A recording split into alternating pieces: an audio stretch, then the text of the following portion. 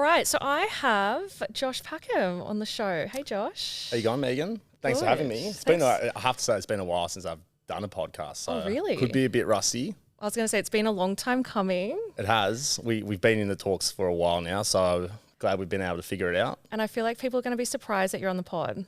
I know. Plot twist. Well, not all reality TV stars hate you, Megan. You know, you've never done me dirty, so.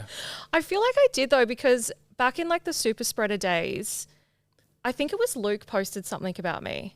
It wasn't you, it was Luke, but I just kind of grouped you guys together. He might have. Luke's a little bit more like a bull out of the gate. Like if you go after him, he'll fire back.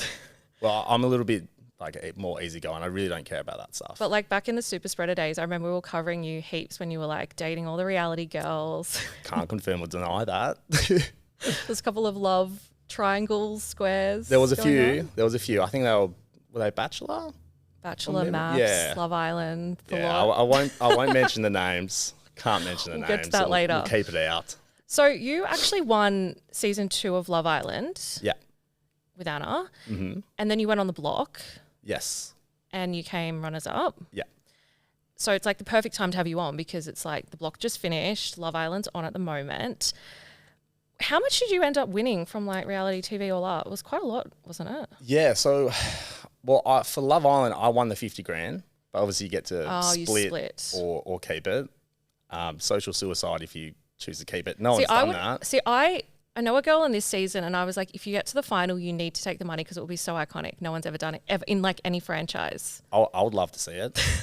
I mean, it would be great TV. Why didn't you take the money? I guess you were like actually in a relationship. I was in a relationship at that point, but could you imagine the public scrutiny? I reckon it's worth it for 50,000. It's an extra 25 grand. I don't think it's worth it. Like the amount of stick you would cop, I mean, I just don't think it'd be worth it.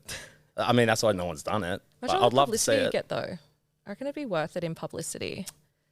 Yeah, but from reality TV, we're seeing now like the negative publicity isn't really working for people as much. As we saw on The Block? Yeah, as we saw on The Block. Like if you look through reality TV, there's been some very strong villains who have done well. Like Jessica Power, for instance. It doesn't really happen as much anymore. Well, you guys were like villains on The Block pretty much. We were. Secondary villains to Tanya. Yeah. I mean, I was surprised by that edit to an extent. I mean, we had a lot of good moments, but once you cop that villain edit, all your good moments just vanish. Do you think that edit was accurate? Like, is that how you guys actually behaved on The Block? Or do you think you got stitched up? Yes and no. So with The Block, not long ago, they swapped out their original editing team and they put in the maths editing team to do that. Oh my God. Because that's what people want to see. They want to see high drama. And it's paying off. They're getting big viewers now for The Block. It's kind of rejuvenated the show. That makes sense, actually, now that I think of it. That's crazy. I thought they were doing like love triangle. How many maths producers is there though? Well, they're not the producers, the editing team. Oh, the editing. Okay. So they're cutting it up more dramatically to get drama. Yes. Yeah. They're really going for that angle. So when we finished The Block, I actually thought we were going to be edited well. That's what we were told. I knew I had some bad moments, but I thought my good moments would outweigh the bad, which I was fine about. I'm fine about my bad moments being shown. It's reality TV. We all can be good and bad. I just wanted both sides to be shown of me, and that didn't happen. That's what people don't understand. They're like, oh, if you see like a villain, they're like, oh, they were bad the whole time, but it's like they only show the good of someone or the bad of someone, so it's like hard to know. Yeah, I mean, and that's TV. Once you cop that bad edit, that's the way you're going to be portrayed. That's the way people see you, and it's not necessarily true. And reality TV need that. They need to have angels and good guys and bad guys. Yeah, and the angels aren't always angels, but their bad moments get deleted. So that's just the way it works.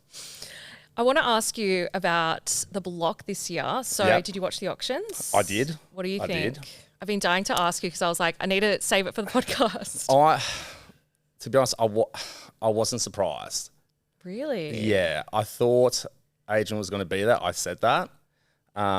It just gives too much to his business. Like, think of all the eyes on The Block. Publicity. Free marketing would have been astronomical. Well, he's pretty much been marketed like all year. So like this whole year since the last block, like he's had press constantly. Like now he's like pretty much not a reality star, but he's like known and the media will write about him if he does stuff. So like I guess it has kind of paid off. It would have been stupid for him not to go. Yeah. And I mean, he's pretty much a billionaire. He can afford it. Allegedly. Who knows? But I think it's worth his while to go. Like it's worth the weight in gold. And now that Nine, they've like positioned him as like this guy that like he was at the domain listings and like he's kind of like the new Danny. They do that. They'll always get their big buyer. Inside. Yeah, it's important for the block to have people like Danny and Adrian because it's not easy to sell 5 properties in one go. So if you have someone like Danny or Adrian who's going to buy 2 or 3 properties, they are going to butter you up. They're going to look after you. They're going to give you press. They'll give you anything you want. Crazy. Who did you have during your season? Like, did you have any? Was Danny there? Danny was there. Did he buy? Oh, he bought Tanya and Vito's. He bought 3. Oh, 3. Yeah, so he bought Mitch and Mark, Tanya and Vito, and Kirsty and Jesse. Oh, wow. Yeah. So he's really, so Adrian's like taken over. He sort Danny of had to much. pass on what do you call it? I feel the baton. He's passed on the baton. I feel bad for Danny, if I'm being completely honest. Well, it's just like a different level of money. I feel like it was like his thing and now they've like taken it from him or like he's been like superseded by Adrian. Yeah, I mean, he's done a lot for the block. He's bought, I think, altogether 11 properties, which is a lot. So much money. Yeah. And block properties come with a risk in its own way. You are paying overs for a property. What do you mean?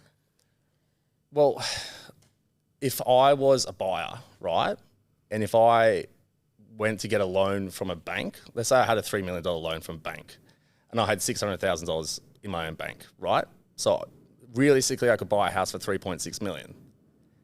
If I bought a block house for $3.6 million, that value is inflated because of the block, partially, because there's so many eyes on it. So you don't think the houses are worth what they sell for, realistically? Like if that wasn't a block house and it was just sold as a normal house, do you think it would go for as much? I don't think so, no.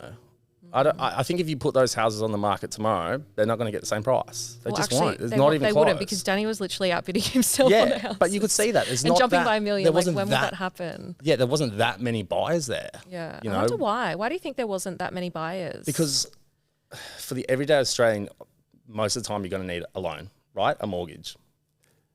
Like I was saying, if you got a $3 million loan signed off from the bank, you had $600,000 and you could buy a $3.6 million property and you pay $3.6 million for a block property, the bank will then go out and value that property, right? But with the block properties, it comes with all that furniture, all those assets, which costs a lot of money.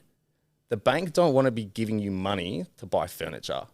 So they will value that property how they see it. So you lose equity straight away? Yeah. So they might go and say, okay, this property is worth 2.9 million. We've given you 3 million. That means like we're paying pretty much for the whole property. And they won't like that. They'll say you can't buy it. And so then say they went and got another house, the equity on that would be less than what they paid. Yeah, because it's safe. So I don't have much real estate. It's just safer. Because that property, you're just buying the bricks and mortar and land.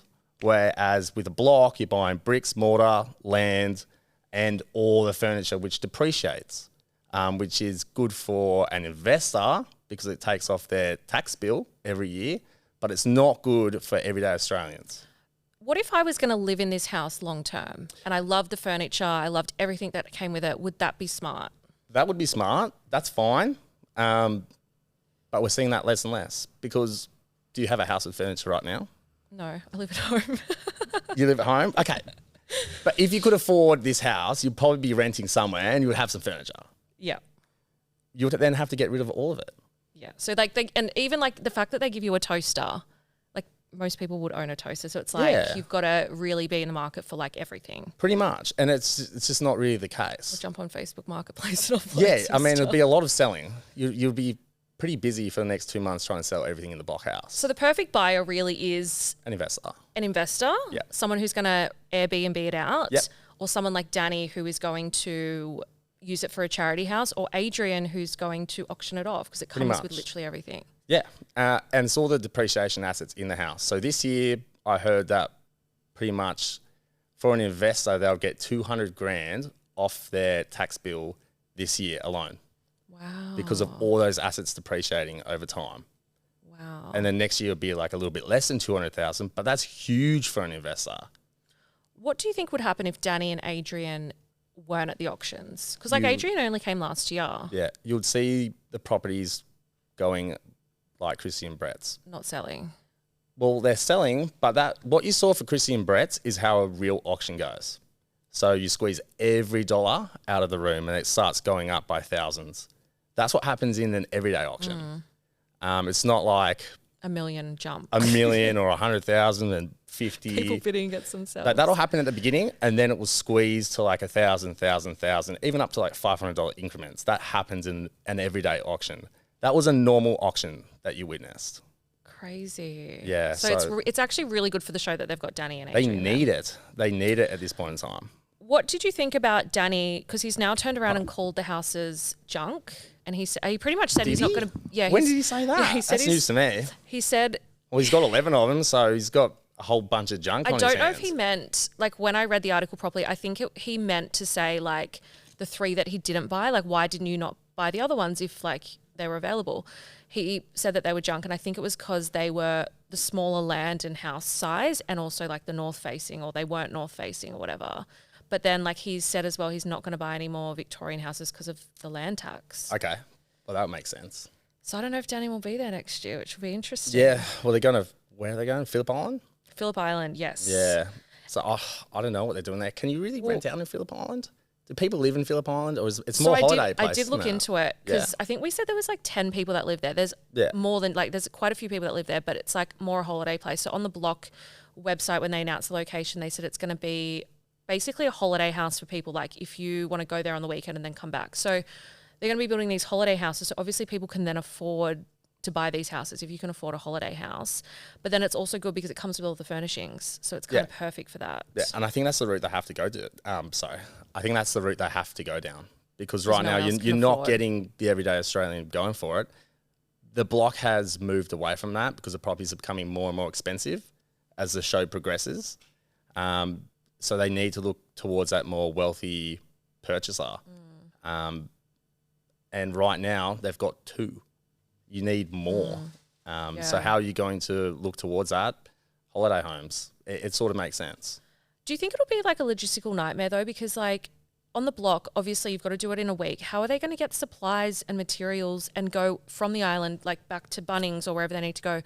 It's like 2.5 hours from Melbourne. Like, honestly, I have no idea. And think how of are they all going the to get sponsors because all those shops that like we have block bucks for, all the sponsors, they wouldn't be any closer to Phillip Island, would they? 2.5 hours per drive. Like, how is that even going to work? I have no idea. They probably have spoken to all the sponsors and they'll have to get delivered. They'll have to. It's the only way. What? So do it all online? Yeah, they'll be calling all the shops. So if it was like Freedom, for instance, they would say, I need a couch tomorrow, and they would have to come deliver it. How can you like do that, like style the whole house online? Because don't you need to go pick tiles and stuff? Yeah.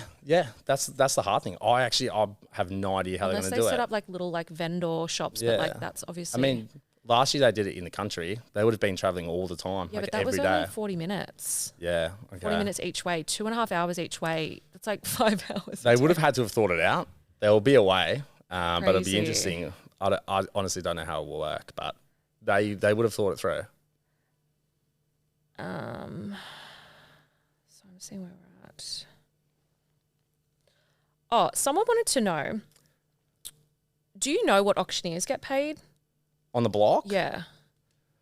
Do you remember what you paid yours? I don't remember what our auctioneer got paid. Is it a percentage or is it a set rate fee? It's a set rate. So they don't make any more money per like what they sell? No. So I think on a regular auction, I think they make between like $600 to $1,500 per auction. Maybe a bit less, maybe $600 to $1,000. What about the real estate? Because that doesn't seem right. Wouldn't you need like an incentive to sell more? But that's their job. So an auctioneer, they might do 8 auctions on a Saturday or a Sunday. So the auctioneers get paid a set fee per auction, but the real estate get a percentage. Yes. So they kind of work together. What does the real estates get? Or is it just free publicity again? On the block? Yeah. I think it's pretty low. It's not at the regular rate. It might be like 0.5% or 1%. Because they the block tells them like you're getting so much free advertisement from this show, so it's worth your while. Take this rate. So if they don't make a profit, I mean, if they don't make a large profit, they're really not making anything. Not really. And like for us, we went with Ray White. They did probably the best marketing, what's it called? Campaign. Yeah, they did the best marketing campaign I think the block's ever seen. And we had a heap of buyers for our property. We had 8, which is a block record, but that wasn't said on TV because they didn't want to give us the props. But yeah, it pretty much goes to Ray White because they put in about 40, 50 grand of their own money to give us the best advertising campaign. And they just obviously want the publicity. Be like, we're the best. Yeah, and it's more the fact that they wanted to do well and they wanted us to do well, so they were prepared to put in the money. What about though, like, if you, so like the real estate agents and stuff, like okay, so with Christian Brett's auctioneer, obviously he they said he shut the bed or whatever. Mm. Do you think there is any chance that producers like got in his ear and were like, oh my God, this will be amazing if you like piss them off pretty much? Oh, I don't know if I want to go there. To be honest with you, like Jules is the owner of the show. Julian Kress. Julian Kress, yeah. And I honestly believe he wants to see every house get sold. He doesn't want to see any houses get turned in. And he will try to get as many buyers as possible for the properties. Because it looks better for them if they're like, success, everyone made money. Because remember the year there was like no one that made money? Like it was kind of a bit of a disaster. Yeah, so I don't think he would have done that because it doesn't make the show look good. It's like, okay, you guys spend all this money, you can't even sell them. So I don't think he would have wanted those houses to do poorly. I was saying as well, I reckon they would have maybe wanted the villains to win because then everyone will be angry and they're like, oh my God. And then that's like more publicity and like drama for them. I disagree. Really? I think they would want to see like the sweetheart couples win. Really? Puts everyone else on a high, like all their regular viewers watching, going for those couples. True. Leave on a high, they're all happy. True. The show's giving them... Everyone really was like, yeah. Everyone's like... I saw in comments, people I'm crying for the winners. So I think they want, the people who they've portrayed well to probably win. How do they set the reserves? Because there's always like obviously contention around that. Like how do they just come up with that figure? And is it like the producers or is it like the market? Channel 9 network. So they can say whatever they want pretty much. Yep. Because like you said, they obviously want people to make money. So do you think they do it like fairly? Well, Channel 9 network choose it. So obviously they have to buy the land and the 5 properties to begin with. And then the build costs a lot to be there to do that. So they've got like a figure that they need to hit. They sort of have a figure that they look towards and say, okay, this is it. They try to keep it within market, but in everyone's opinion, it's always a little bit more because the block properties are inflated in the public's perception. So they do probably ask for too much. Really? I feel so. Because Stefan Gian's was like 3.3 or something. Yeah, but if you look at our properties, which were down the road, literally our properties that we sold were 3 minutes away. Are you serious? Yeah. My original reserve was 3.5. Oh my God. And those properties were a lot bigger. So that was more than what they were this year? Yeah. In the big houses. I mean, the market has gone down. Yeah. So it's sort of fair. But, our reserves were really crazy. Rough. We all felt. What did you sell yours for? 393. That's still that's not even a lot compared to what they got this year though. And you're saying that they're down the road and yours. Yeah. But I felt it was a lot for our properties. I mean, we were fortunate in the regard that we didn't have Danny bid on our property and there was no Adrian there. So we had real buyers. We had a couple from Sydney that were going to move to Melbourne this year. So they rented it out for 1 year and then they moved into it. So we were super lucky. Someone was saying as well, this is so funny, but they were like... So I've gone all red now. Someone wrote in the comments, it's Moorabbin, is that how you say it? Moorabbin? Moorabbin I don't West. know. My so like when I looked it up on the map, it was literally like on the border of Moorabbin. So it's Moorabbin West, Hampton East. And someone was like, it's literally like in a housing commission area. They're like, this area is so dodgy. It's not even a nice area. And they've paid like $5 million for a house. Yeah, well, Hampton's right next to Brighton, which is one of the premium suburbs in Melbourne. But there was a lot of housing commission close by to when we were doing our build. Like there's quite a bit in Hampton. Right on the Nepean Highway. Yeah, but that's the way Melbourne structure it out. $5 million for like... Yeah, so Melbourne sort of push all their housing commission all over. Whereas Sydney, we kind of go like Redfern. Scatter. Yeah, we kind of go like 2 or 3 spots, where Melbourne go everywhere. Crazy. Yeah. Do you think that the houses, you just said that you think they're inflated. Do you think that the houses are worth what people pay for them? Well, the building in the So I always think like you get the free furniture, which they get for cheap because of the sponsors and stuff. So would there not be more value once all that's taken into account? Like, well, the build structurally is very expensive. Like all the materials we use are best of the range. If that transfers into a higher price, probably not, because people don't probably care too much of the structural integrity of the home. Like what timber you use, you don't care. Has anyone ever bought a house and asked what timber is used, or steel? Like most people don't care. so so the money's spent on that stuff that people probably would have rather not spent that money on. Well, it's more the fact people probably don't really care about it. It's like, okay, if the house has steel in it or timber, most people don't really care. I guarantee if you go and ask a buyer of a property, did you ask what this house is built with? They probably really haven't. So I can see where they come from. They say this property costs like $1.5 million to build, so the house has got to be worth this, but you could probably build it for a lot less and it will look the same.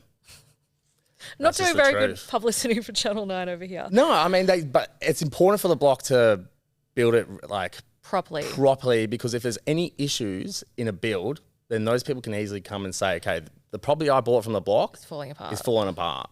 But the block do give you, I think, 10 or 15 years of like free renovations. Isn't it like insurance or something? So if there's an issue, they'll go back and fix it? Yeah, like for 10 years. Which is pretty good. Yeah. Because my sister's husband, he's a builder, and he was like, you would be crazy to buy one of these houses because they're made so quickly. Like he was like, to do a bathroom, you need to like wait 3 days for the waterproofing to set, and they wait 12 or 24 hours or whatever it is. And he's crazy. Like, they're all going to fall apart. They'd be so badly made. Do you agree with that? Did you see? Yeah, like if you ask any tradie, like how it gets done in a week, a bathroom, but it like shouldn't be done like that. But they find a way to do it. How? They sort of rush the curing. So like for the waterproof to go off, we get like the heat blasters in there, so it just tacks off really quickly. Where usually it should just be done naturally. Like you put in the waterproofing, you come back 3 days later. Like, imagine like everything starts cracking. Yeah, I mean, they'll fix it though. Has there been any issues? Do you know? Not we that wouldn't I've know heard. about it I'm because they just go straight to them. That's they'll go straight to them. That's why they do it, because if then they come out to the media and they're like, oh my God, my house is falling apart. They go ruin straight to the them. show. They can like sweep it under the rug. 100%. And that's the sort of guarantee a buyer gets. So if there's any problems, it'll get fixed free of charge. So smart. Yeah. How long does it take to get paid after the auction? Okay, so just like a regular auction, I think there's like a 60 or 90 day cooling period, and then you would pay for that property. I think it's 60 or 90 days, if I'm right. Oh yeah, because there was that lady that bid that year that like was she like a con artist, and then she like pulled out of it, and then they had to resell. Yeah, so it's like a 60, 90 day cooling period. So after you made the bid, you pay it, I think 60 days later.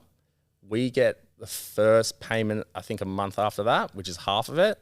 And then the second half, like 2 or 3 months after that. So it is sort of split. Do they just put the whole amount into your account? No, it's split.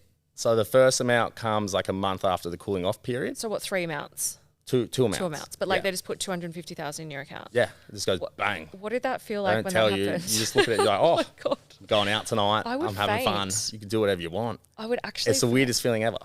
So you just see all these zeros in your account? Yeah. Whose account did it go to, yours or into Luke's? mine? Oh, no, they split it. They did the right thing. They had half mine, half Luke's. Oh my God. I was like, oh, I've got 120 grand just dropped in. Great. What do I do? I would have been straight going out? Online shopping, booked a holiday. Yeah, I booked a holiday. I went nuts. I would have just not been able to control myself. Oh, it was bad. I think I went to Melbourne like 7 times last year, Europe, Bali. It was very much like that for a year. It was a lot of fun. Have you spoke to any of the contestants from this year? On the block? Yeah. I actually went to the block. Did you? Yeah, I had a little visit. Oh my God, when? When I was having a fight with Al, because I was in Melbourne. What they just said, you can come and have a look. Well, I just rocked up. I was like, I'm a past contestant. During filming? Yeah, I just rocked up and like, Why I just did want to have a they look. They just cut it out. I don't think they probably want me ever around the block again. I think I caused enough trouble first time How around. offensive. I think definitely if I got cut but out. everyone was pretty busy. It was a Saturday, so you're sort of getting ready. The reveals. Yeah, so the only couple I met were the girls. What were they like? They were really nice. They just asked my advice. I said, I know it's really hard. I know you probably can't see the finish line, but you will get there. You'll have a finished product. You'll get to auction, and like, touch wood, you'll make good money. It's crazy how like it just happens. Yeah. Like how does it just happen? Because like I feel like some weeks I'm like, these people are not going to finish. Then all of a sudden, everyone's revealing. You work so hard. Like, you just find a way. You work 100 hours in a week. People do not understand how much work you put in. It is so hard. You're probably working like from a normal job, like 6-7 months within that 3-month period. So that's when, if I see someone not make a whole lot of money from a block, I feel so sorry for them. Yeah, because it's a lot. Yeah, it's a lot. It's hard work. So many Plus, hours. they're giving us entertaining TV. Yeah, and you're getting So I was like- destroyed by the public week in, week out. I was like, I kind of felt bad for Leah and Ash because I'm like, they gave us like the best TV. Like, they should be rewarded. I think they were pretty tactical though. Like, originally they probably saw that they were getting a bad edit, so then they swapped over. True. Like, that was pretty obvious to me.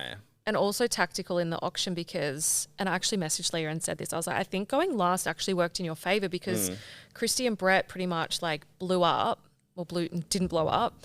And then they saw that, so they're like, nah, stick to the reserve and don't go over. So I was like, kind of was a blessing for you. A massive blessing. I kind of knew it was coming. Yeah. Did you get any goss when you went to the, like, on site? No. I really didn't have too much time because I had the boxy fight later. So I only had a quick like little peekaboo through 2 of the properties, and it was all split up. It didn't really look like a house at that point. Chaos. Because, yeah, it was like one big thing this time. I think it was week 5 or 6. So it was all over the shop. Anything else about the auctions we need to know? The auctions. Let me think how it all works. No, not really. Like, you'll be told by your real estate agent beforehand how many potential buyers you have who are down on the list. So you'll sort of have a rough idea what sort of needs to happen for you to do well. Do you reckon they just like, they're like, oh yeah, we've got 15 and they've got like 3. Yeah, look, there's never been, I think, a block property with 15. It's not like that. It's usually like 3, 4, max 5 if you're lucky. It's so crazy because I went to an auction the other week, like around the corner from my house, and there was like seriously like 100 people there. And then bidders, I reckon there was like maybe 10 bidders. Well, that's the way they try to make it look on the block. Like, all those people in like the auction They're just room, viewers. most of them are with a bidder, or I saw like block production standing there. It's like they're Fillers, yeah. Yeah, to try to make it look like, oh, there's heaps of people there to buy the house. It's not the case. God, I'm really keen to see what happens next year. It'll be interesting. Yeah, I think they'll probably rely on Adrian once again. Like God, he sort of runs the roost now, doesn't he? Adrian will have to buy all 5. I thought he was going to do that at first. I thought he was just going to power move and just go, I'm buying all 5. That's what I would have done if I was him. Like, I would just buy all 5. Yeah, and like him pocket and change. Danny, like obviously it was like a bit of a battle of the egos because Danny was like bidding and then getting outbid. So it was like Adrian apparently that's why he kept outbidding himself, because he wanted to like show to Danny like, I've got the money. Yeah, I'm the man. I've got the money. And that's why he also jumped like the million bid, just to kind of like intimidate him and because last year he was like, do you even have the money, mate? So I think that was his like kind of payback. Yeah. move. I think it was just like a massive just power move. Like, I don't care about this extra million. I could buy it for this price right now, but $1 million to me is nothing. So I'm just going to go bang, 5 million. I cannot believe he outbidded himself twice. Yeah, like I just don't think that money even matters to him. crazy. I need It's to more the befriend marketing. him. 'Cause, everyone watch it going, what's going on? Who is this guy? I need to befriend huge. him. Would be nice. I'm like, do you have any spare cash lying around, please? In terms of like the rooms, okay, so you know how you said before, like it just magically things just get done and like you just manage to find a way to get to room reveals. Someone who was a neighbour on Charming Street this year said that they do not finish at 9 a.m. tools down. Is that true? No, you finish at 9. Really? Yeah. They said that Scott Cam didn't even get there till 9. Scott And they Cam's set not up. so. That whole thing of Scott going like whistle tools down, just it's filmed. pre-filmed. He's not there Right. at 9 o'clock. He's probably in bed What, having so a he good goes, snooze. oh my God, so he goes and films never like, there. so he'll do like 10 versions of that for the whole season. Yeah, you Oh don't my see him. God. Nah, it's So literally. he doesn't like, you don't even hear that whistle. Producers come around and say stop. No, you've got the camera there filming you at 9 o'clock, and a producer will be there saying, okay, 9 o'clock, 10 seconds. All right, guys, ready, tools down. And is it like strict 9? Like, Yeah. what if you haven't finished? I mean, if you're friends with the producer and you're just like, oh, I'll just do a little touch there, they'll be like, oh, don't do that. But they'll sort of let you. But like, to what extent? Because like, what if you Not a huge one. If you got like half a wall still to be painted, they'll be like, nah. What if you have like furniture that you need to like unpack and like reassemble and like... Yeah, you can probably get away with that. So you can finish like final touches. Get away with some final touches. Because all the rooms, like when they present them, they look like they're all completely finished. So I'm always like wondering like, how does that just seem to happen? It really depends. If you got like another 10, 15 minutes, they'll probably give you that like leeway. They'll sort of turn a blind eye. What about someone else as well in the group, in the Charming Street? There's like a Facebook group for the Charming Street residents to bitch. They said that after the show ended, they saw 9 and 6 going back and touching up the houses, and they saw the contestants go back to do final. Like, is that like allowed? Is that a thing? Yeah. So after we finish within the 12 weeks, they will go through and have a look at all the properties and make a huge defect list. But shouldn't they be doing that during the show? Impossible. You can't build a house perfect within 3 months. It's just impossible. I thought that's what the last week was for, though, fixing up. Nah. What if a wall's built out of line? What if that just was missed? Or the floors aren't perfect? They'll rip up the whole floor and do it. And who pays for that? Channel 9. So you could really build it a bit dodgy, well, just to get it done, and then they'll go and fix it for you for free. Well, Keith and Dan are there, and 9 and 6 are there. They try to make you do as good a job as possible while you're filming, but things will be missed. Some things slip through the cracks. Yes, some things will be missed, and they will go through it with a fine tooth comb and say this. Your painting job, they'll say that. Come back, repaint it. So at the end, they do a final like scope of all the houses, and they're like, okay, this is what we need to. They will fix it for 3 months. Because then obviously they don't want to sell it with defects because they're going to have to fix it anyway. Yeah, they will do that for 3 months, fix the properties for 3 months. Now, this year we saw a lot of the contestants not doing a lot of like the building. Yeah. Aside from the painting, because obviously everyone has to do the painting. Yeah. Why do you think that was? Like, do contestants like not build? Because like, I don't know, I just feel like, wouldn't you be trying to do as much so your budget's low? Because like, even they said like the gyp rocking and like the insulation, like they started doing it in the last week, and Dan was like, you should have been doing this all along. Why do you think they don't? Are they just lazy and think they're going to just get more money? Like, it depends on what you're trying to do. Like, there's trades for like 15, 20 things that come in for the show, right? And they all have to do their trade for 3-4 years as an apprentice before they pretty much can do it on their own. If you're trying to pick up those skills really quickly, you're probably going to do a pretty shit job. So probably leave it to the professionals. If you can learn on the job and do like easy things, like use a nail gun for the builders and say, okay, what can I nail in? or Great. cleaning up. Yeah, be their labourer, be their helping Cleaning up, hands. That's yeah. what Luke and I did. Like, we would just help out our builders, the tilers, as much as we could. All the hard parts of their job, leave it to them. Anything else we could do, give it to us. Because even Brett, did you see? Or did you watch? You didn't watch Bits and all pieces. of it. Bits So Brett and had like an pieces. epic meltdown at the producers, or like no, his build team, and he's like, "I'm not doing that. I'm not helping." They're like, "Can you just like clean up at least?" And he's like, "No, that's not my job." That's bad.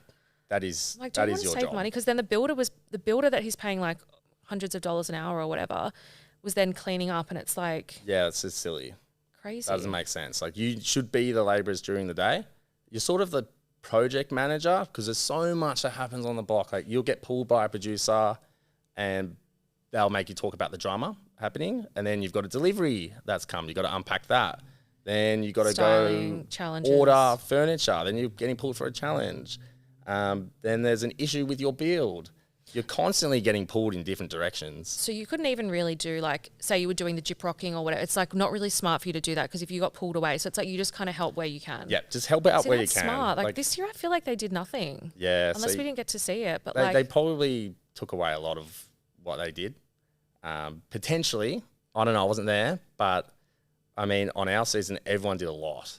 Like, you're at least the labourer for your builders. Because on your season, I Minimum. even saw like the girls doing like labouring stuff. You have to. I mean, there's so much going on every week. There's so much mess. You're consistently doing something.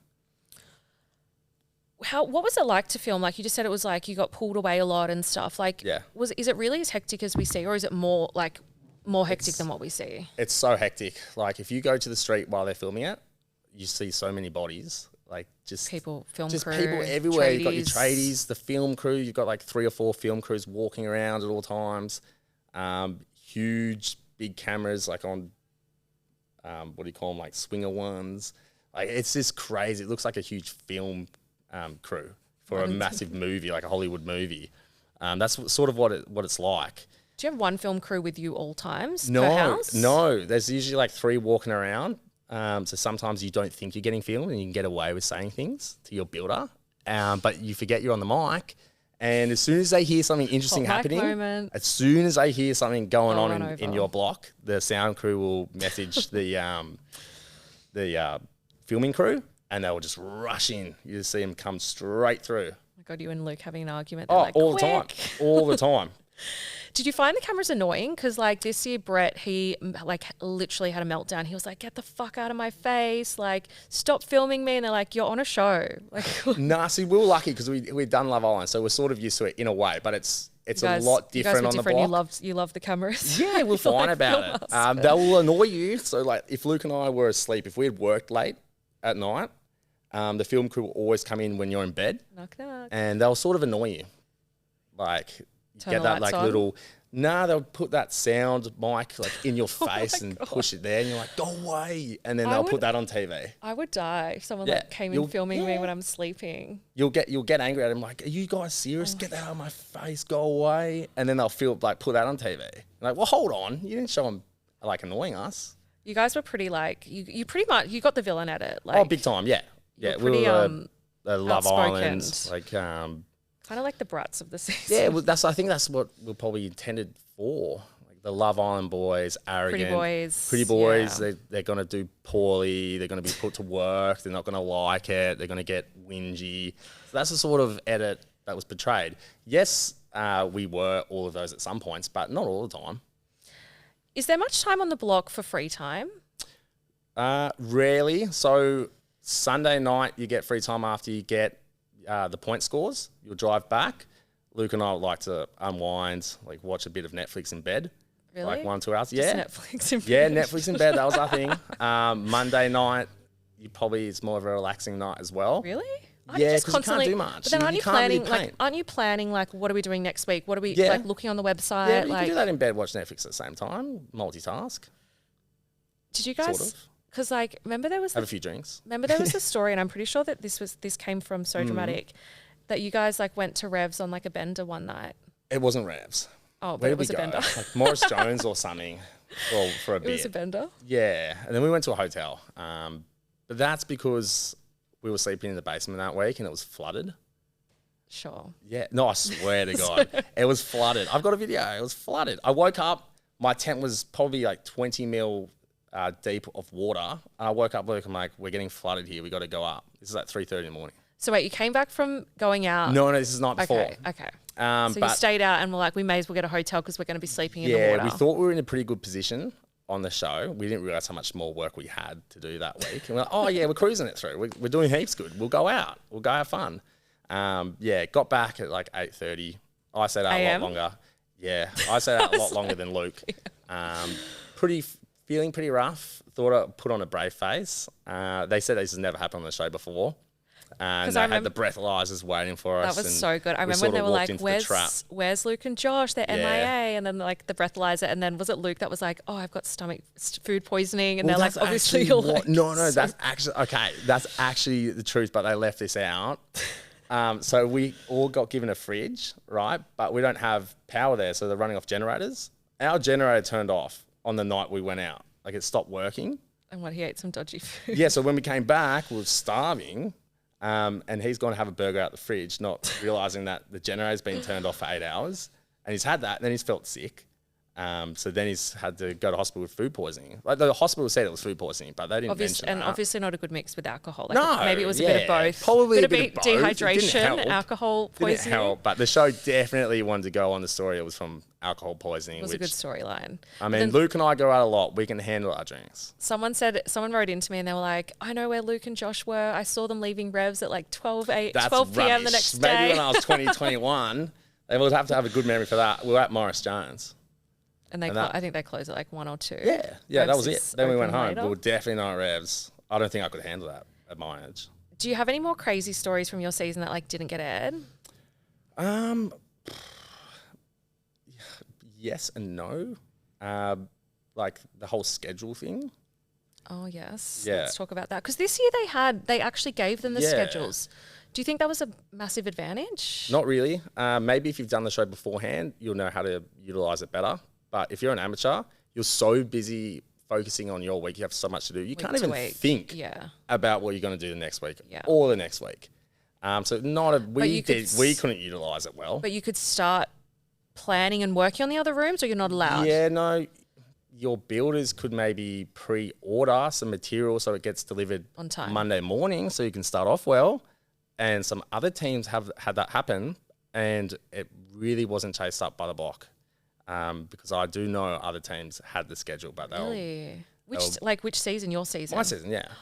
So like, what, the other teams also had it?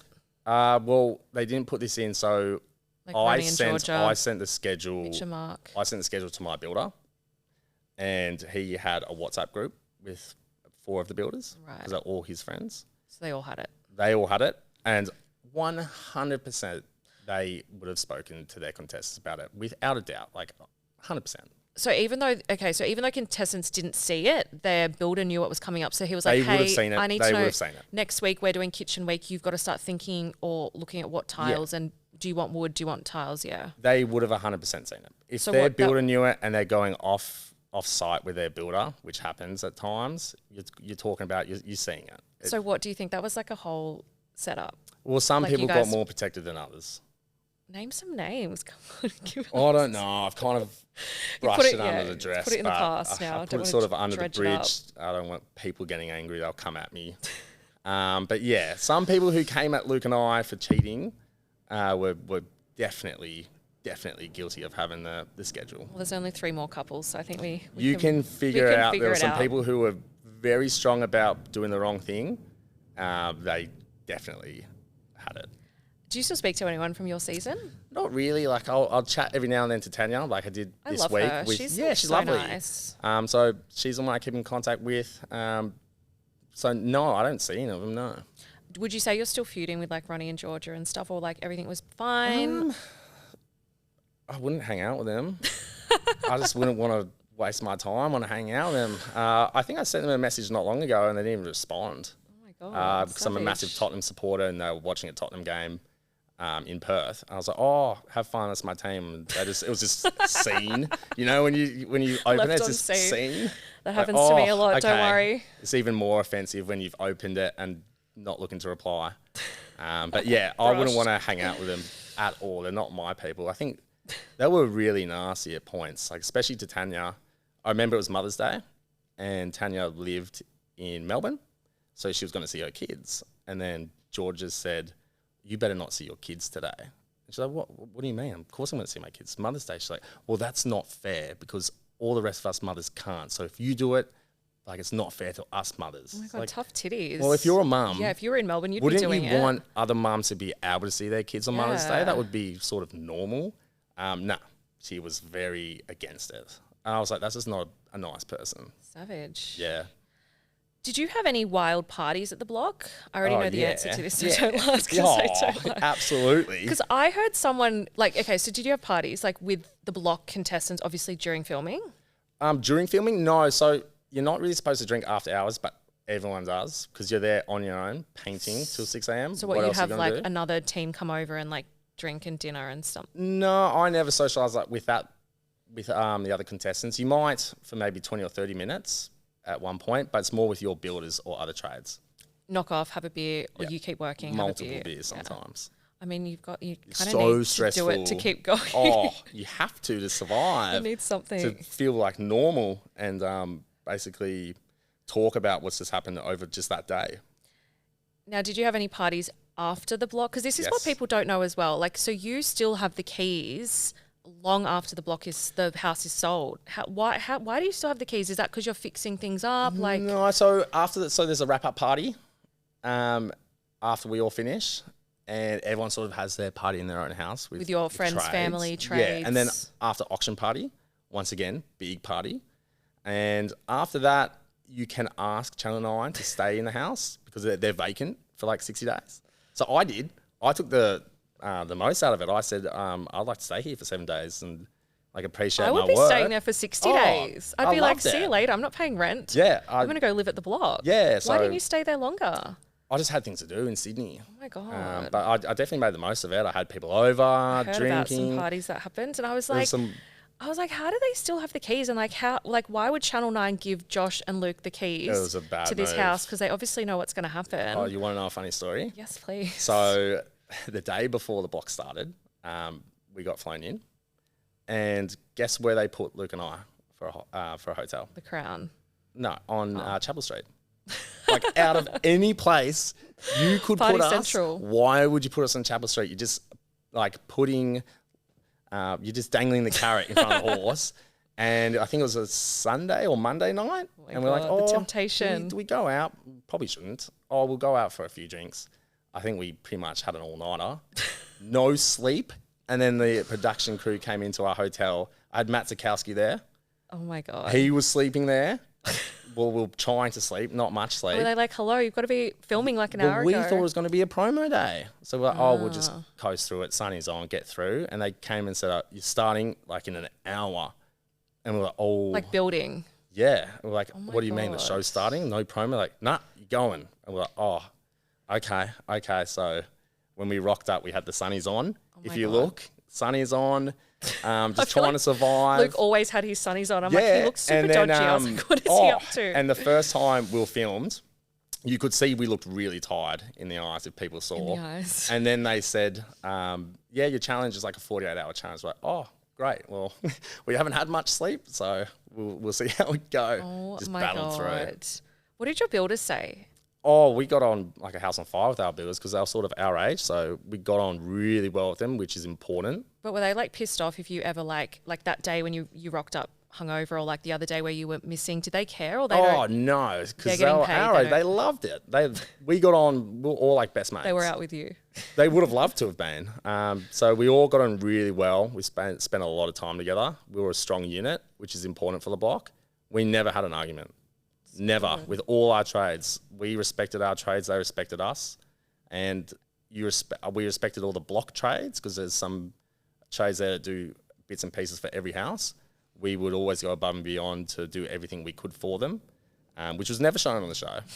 But that's just what you do as like super team players. Team players and being tradies ourselves, you look after other trades. Can I ask as well, like, how do you find the builders? And do you, on day one when you get there, do you already have builders? I'm going to have to move on to Love Island soon. I know, sorry, fuck. Yeah. Do you already have your builders lined up before you get to the block? Yes. Yep. So it's all up to you. You choose everything. That's why choosing a builder is essential because you sort of rely on them to set up all your other trades. They are the key. If you have a poor builder and they don't have good trades in their system, you're in trouble. But how do you find your builder? You call them. Like just call around recommendations in Melbourne. So you rock up day one, you already know your builder. Usually you we had never watched the block beforehand, even though we were fans, we'd never watched the show. So we sort of did research and we found out winning teams are for and their builders, and we got in contact with them, which was Ryan, and he was great. So I feel like they just magically appear, and I'm like, where did these builders come from? You call them. You go through the list. Take out that much time for their schedule. Yeah.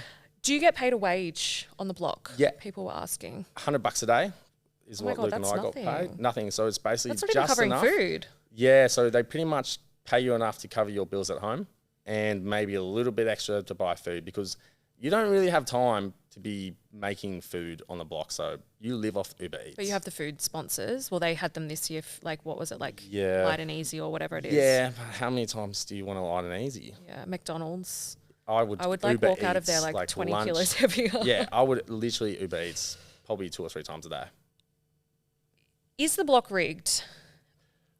And if it's not rigged, is there like favoritism to certain couples? Because there was accusations this year that some couples or some teams were being favored more than others. So like they were getting extensions on their waterproofing or like whatever it was, and some weren't. Like, how does that work? Potentially. Like I definitely felt that on our season at times. They can sort of choose if you're all getting materials at the same time or a pool, everyone's getting pulled from the same company. Who chooses the order of when that pool gets delivered? Like, because then they'll be in a better position. They can get that done. They can move on to the next task. So you're not waiting on materials. Yeah. And at some points we were like, well, hold on. Why are we last and Every they're time. first? Yeah. Like, why is this happening? Did they not alternate it? Not really, no. They'll just say, oh, this is why. But I'll be like, that doesn't really make sense. So at times, I feel like it could be the case. Because Eliza and Liberty were saying that other teams were being favoured, and then like the other teams were like, oh no, sorry. Some other teams were saying that Eliza and Liberty were being favoured, and then Eliza they were definitely the favourites of production. But then they came back and they were like, we were just nice to everyone. Do you think that plays, like, does that go a long way? Yeah, absolutely. So you got to butter up. Nice, yeah. If you butter up to the them, producers, the trades. Everyone's human beings. They're going to most likely, if it's biased or unbiased, favour the people who they like the most. Just the way it's human nature. I don't know if they do it on purpose or if it's just like unbiased consciousness, but you definitely feel that when you're there. So would you say the show is rigged? I don't think so. Definitely because everyone has a clean slate when it comes to auction day. The block cannot push people to spend millions of dollars on your property just for the sake of it. Like, how can you? You can maybe say, oh, you know, you would prefer these houses, but you can't force someone to buy a property at that price. Say during filming though, because this year there was an example where Kyle and Leslie clearly, like, their landscaper basically did their backyard cheaper.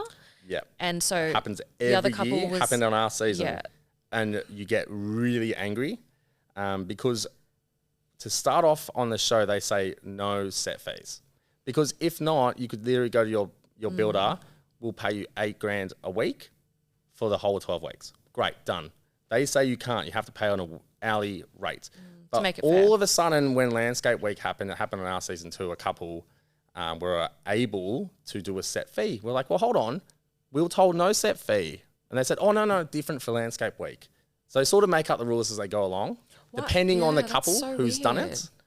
So they make exceptions. They can definitely make exceptions. And they make their rules up as they go along. Well, this year, Leah said she called it out and she was like, this is fucked. Like, why are they clearly, like, they're not building this for 40 grand or whatever it was. Like, she did the maths and it wasn't mathing. And then I think I asked her, like, why did you not go to production and, like, tell on them and get them to investigate? And she goes, well, we did. And production turned around and said, it's not our problem. It's up to you guys to sort it out. We're just here to film. They want you to call a...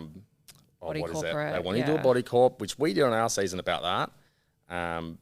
And apparently it was fine to do a set fee on Landscape Week. And we said, well, hold on. When was everyone told this? It seems like you're doing that because the couple who did that were the Angel couple and it was the biggest backyard. So they probably needed more money to do it at a really good scale, which they didn't. So they did a set fee. But no one else was told we could do set fees. So some couples played by the rules, and then when you found out, oh my God, they've done a set fee, it was pretty much too late because you've already negotiated. Yeah, and then you call it up, you're like, okay, this couple who's the Angel couple have done something wrong, got him. We always get smashed. Their time, their turn. And they go, nah, all good. And you go, oh, of course, like making up the rules as we go along. So, like, yeah, there's no, when they always go, block, rule book. They kind of give you a sit-down chat before the block starts, and they say, this is what you need to do for your trades. You've got to pay them on an hourly rate. But no set fees were ever mentioned. You can't do that. So when it happens, it's sort of, oh, we'll let them like bend the rules. So if I was going on the block, my takeaway is, if you want to be really sneaky, push the boundaries and just do it and apologize later. Pretty much. And then it's like, oh, sorry, we didn't know. Like, fuck, it's too late now. We've already done this. Like, yeah. And play like you had no idea and you'll get away with it if you're an Angel couple. So it sounds like it is a little bit rigged. A little bit. They'll make up the rules as they go along. And with this block rule book that you're talking about, because I read that there's like hundreds of rules in this book. Does the rule book exist? Is that just like a... No, it's like a sit-down lunch before you all start, and like you'll be told what you can and can't do in terms of money. So if you're buying an object, the max you can get it for is 50% off, like retail price. That's what I thought. That's 50, what they say. Like with the piano that we saw last year, like stuff like that, and then things will slip. Like a lot of people would get things for free or for 20% of the price. And it's then, like, how do you keep track of every item? How can they keep tracking? But hold on, how much do they pay for that? That wouldn't be 50% off. Because it's not like you can go through every single house and add up and check every item. Like no one's got time. So every single couple in the block, I don't care who they are, have broken the rules at one point. It just depends if the show decides to catch you or pull you up on it. Yeah. That's it. And I always see things in the rooms like after change. Like I saw some decorations were different, some furnishings. Like what's the go with that? So like once the show's all done and dusted before auction, you can go around and change like bits and pieces of furniture. Like if you will usually have a garage full of a heap of stuff, which has just been dropped off. Stuff that you didn't use. So you buy 2 tables or you buy 2 lounges. Heaps. And, you know, your real estate agents might come and put a vase on that table with flowers to help or the openings. Yeah. There's a heap of stuff which will take get things changed. Away if they think just small alternations will happen all the time. With the excess products, this is something I've always wanted to know. So a tradie last year told me that they were working, should I say what house? I think it was Sharon and Uncle's. And basically they ran out of budget and they were like, we've done all this work. We can't pay your invoice. Like, we're so sorry. And like, I think on the block as well, it's like, there's no one to like go to. Like it's kind of like it's living in its own rules. Like a dodgy deal. Yeah. It's like, you can't go to like consumer affairs. It's like Channel 9 is like in charge, but it's like more complex, I guess. They said that they were offered, oh, well, do you want this like refrigerator that we have spare? Do you want this lounge? Can we pay you in appliances? Like, happened multiple times. Really? Yeah.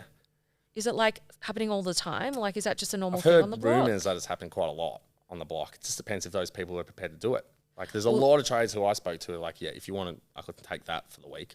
Well, this guy was like, I needed a new fridge and they were giving it to me for 50% off the retail price. So it was like, okay. It happens a lot. But that's crazy. So there's a lot of like under the table. Oh, heaps. That's what I said. Everyone breaks the rules. It just depends if you get caught or if you get pulled up on it. What about, is there any deals going on where you might say to your tradies, we'll pay you this fee, it might be lower than what you usually get, and then if we do well at auction, we'll give you some of our winnings? I've never heard of that happening. Never heard of that happening.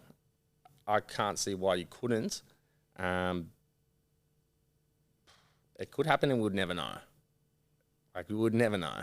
Because I think last year I heard... Oh, actually, yes, I actually have heard. I won't name the couple, but they did do that. They were so broke on their budget and they promised their builders like a percentage of the earnings. And they kept working. They never received those. Are you joking? No, and that couple got a lot of money. Stop it. Yeah.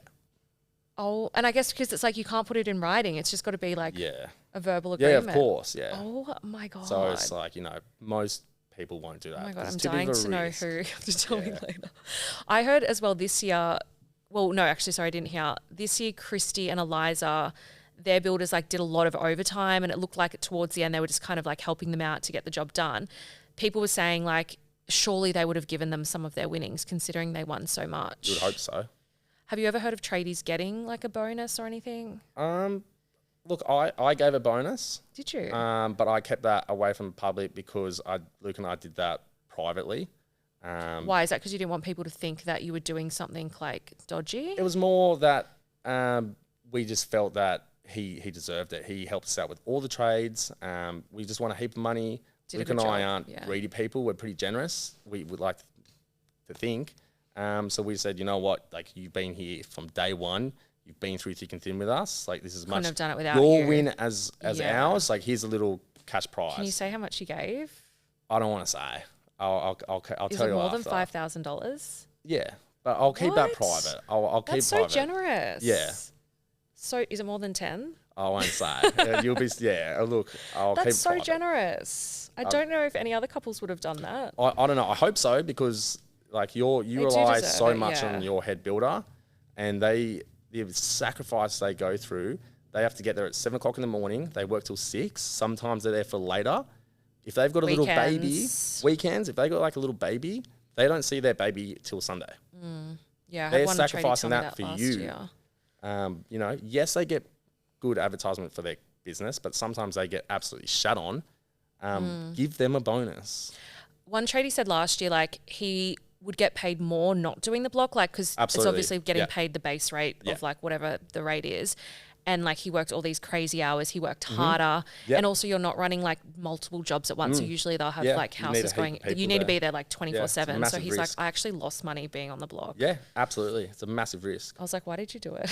You just hope it helps your business grow, and it's something if you're into competition and like an extreme level of challenge, then you can take it up and see how good you are. I was like, did you do it for publicity? He's like, no, I just did it because it was going to be a cool experience. It is. It's just something like, you can tick it off as a trader. Say, I did that so hard, never again. Yeah, true. All right, just a couple more block questions. Can I go to it real quick? The boys are going to go get so angry. No, I think we'll just do block today, and then we'll finish it off. 2 more questions. Yep. What do you think of the judging, and do you think they get it right? And do you think what they say matters? The judging is an interesting one, because so many contestants believe that the real scorecards can be changed by production, and we will never know. We get told it doesn't happen, I've always but wondered that. sometimes you're like, hold on, just, this week they really needed money, or something might have happened in their personal life, and it's such like a perfect storyline for them to win this week. So funny how often that happens. Not only that, I did think this season, it was so funny. Like, say 2 people had a feud that week, it was always those 2 people that would be head to head, and it would be like half a point. Like, it's never like they won by 4 points. It's always like you win by half a point, or you win by a gnome. Like I always will look at my season, for instance, because that's where I could see it happening. Like, we did an amazing bathroom, like the indoor-outdoor bathroom, and Ronnie and Georgia did a pretty okay bathroom. It was nothing special. It was pretty soulless, to be honest. Soulless. And they had the gnome, right? And we had just gone head to head over the whole cheating scandal thing. And we pretty much were odds on to have won that week. We definitely had the best bathroom. But in their promo, before we got the results, they said, oh, how good it would be if, the boys like half a point up and we'll use the gnome on them. And it's just like production, we were going, great, we're going to use this. Perfect. We'll put you in striking distance so you can nab the boys on their perfect bathroom, and the boys get crushed. The cheaters get crushed. And that's what happened. Did they win over you? Yes. Because they had the gnome? Yes. But you see it so often where you're like... because it's like, fair enough if they want to make it tight and do it like neck to neck, but then you still win at the end of the day. That's fine.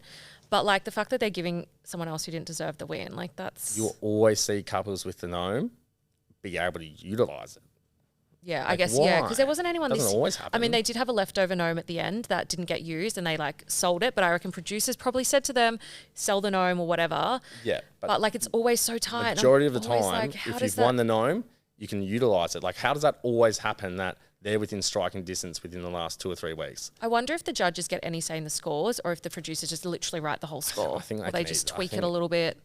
I think they have to have changed it. Over the last 20 years, if they haven't changed it once, I would bet my house on it that they've at least changed it once, and probably every season, but we'll never know, and they'll say different. But I don't think the judging matters to you in the fact that they get it wrong so often when it comes to the auctions. It matters because you can get more money from them, and that can really annoy you because they can definitely start having their favourites. This year they were sort of right. I mean, Gian's house was really good. Like their house was, Steph and Gian's house was amazing. They probably deserved to win. And like attention to detail, and like you could tell it was well made. Like it just but it's I all feel like they were subjective undisputed because they're interior designers. So they don't really ever look at the bones of the property. They'll go, oh, it should have been aesthetically. Should have been white pillows. Yeah. Oh, sorry, I didn't know a buyer would come through here and go, oh, I don't like this room because they're black pillows instead of white pillows. Like, it's ridiculous. And they're looking at more aesthetics and functionality, which is true. Like, to be honest, like when I'm watching, and I'm quite into like interior design and like real estate stuff, I'm always kind of agreeing with them most of the time. Okay. Like, I'm like, that makes sense. Like, especially in the kitchen, like, and I'm quite like organized with my stuff. Like, I'm like, you need and some of the houses, I'm like, how could you have not thought of that? Like the storage in the bathroom, for example, or like just overhead. Like, I do agree with them on those points. So I feel like they're not like, but just making it up. Some weeks you'll see it's like, okay, we have to give this team a win. Like that, we have to pick something up. Yeah, like let's be critical. Yeah, and we all said it in our season, like it was their turn. It was their turn for the win. Like you sort of just pick it up as you go along. Like, yeah, they'll probably win this week. Very interesting. All right, one more question. What are your thoughts on Scotty Cam? This was like my most asked question that came in because I did a little question box. Someone said, is Scotty Cam a prick? I got on really good with Scotty throughout the show. You don't see him that often. Like, he only gets called in when the big dogs tell him that he needs to come in. Drama's unfolding, so he'll rock up. And he does his weekly walk around and then he'll do the dinner. But if there's a big drama, he'll get called in. And he's basically the mouthpiece for production. He doesn't run the show, even though some production basically go, oh, you know, Scotty runs the show. You're like, what are you talking about? No, he doesn't. No, he's doing what producers, pretty much, yeah. They're all in that block world. They sort of try to make you believe he does. Like, no. But it's like if Julian wants, or whoever the producers are, want something done, they'll be like, Scotty, you've got to go and tell them. Scotty's the mouthpiece for them. So it's like, okay, you tell them this is what's going to happen. This is the penalty. And then he'll go do it. So he's basically he's not on site that much. Never. Like, very, very rarely. Does his little filming Comes thing, in, does leaves. Things. I'll have chats to him, and Luke and I got on pretty well with him for the 12 weeks, as he will for most couples. And, you know, he met our family. We thought we got on really well with him. And then we were getting this really bad edit throughout the show. And then I would hear him on the radio, and he would go to town on us, like rip us to shreds. Oh my God. So when I saw him like the day before the auction, I was like, Scotty, what the fuck? I thought you were good. You know, we tried hard. You came out, said we were lazy, all these things. He goes, well, you know, it's my job to protect the show and like defend the edit. That's what the public see. That's what I have to come out with.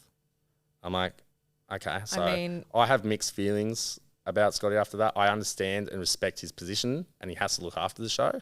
But when you've known someone for that period of time, and you think, you know, they like you and they know how hard you've tried, for them to then ridicule you in the public, you lose a bit of respect in that regard. So he's just basically their puppet. I mean, yeah.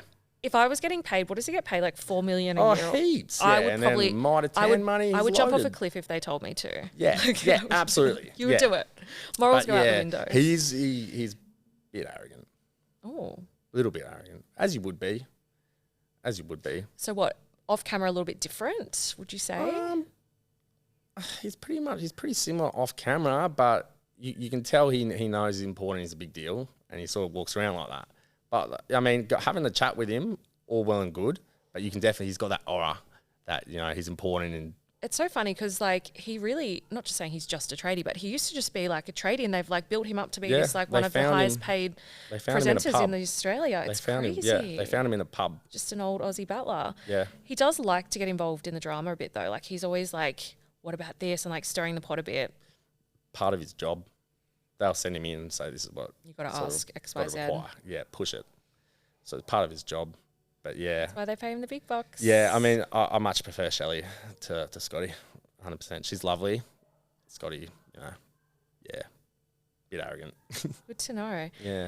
Now we're going to move on to Love Island and talk about not only Love Island this season and all of that, your season, but also Love Island Games, because you were approached to go on Love Island Games. Well, I was there. I was in Fiji. That is so crazy. You were there, you quarantined, and then you bailed. Yeah, I was not happy with what happened there. So the rumours are true. The So Dramatic reporting was true. No, you're spot on, yeah. I was there for 8 days. We were told minimum 7-day quarantine.